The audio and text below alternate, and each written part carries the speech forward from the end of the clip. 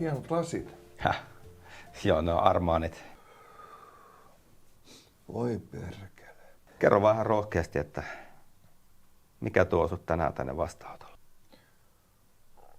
Se on se peliriippuvuus. Mä pistän illalla pokerin päälle. Ja sitten mä huomaan, kun aamulla aurinko nousee ja on jo aamu. Ja joudun miettimään, että miten selviytyä koko päivästä. No joo. Onko mitään muuta elämässä, mistä tulee hyviä fiiliksiä? En muista, milloin se on ollut. Onko teillä mökki? Jos lähtisit sinne viikoksi, jättäisit kännykät ja koneet kotiin. Sitten jos mahdollisuutta pelata siellä, niin voisi sitten ehkä löytää jotain uutta sisältöä elämään. Mä oon pelannut sen mökin jo. Ei mulla ole rahaa. Täälläkin mä oon Kelan tuella.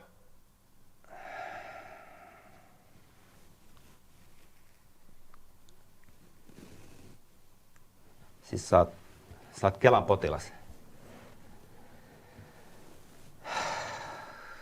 Mä ajattelin, että kun mä perustan tänne Punavuoreen toimiston, niin tulisi sitten kunnollisia maksavia asiakkaita.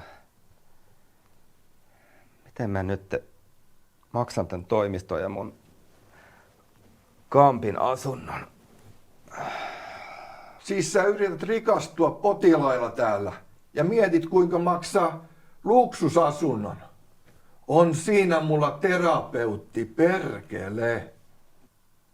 Eihän mä ikinä saa kunnollisia asiakkaita, kun Kelapotilaatkin haukkuu.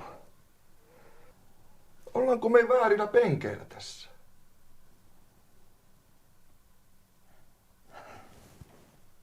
Pitäisikö meidän vaihtaa tuoleja? Jos vaikka näkökulmat muuttuisi.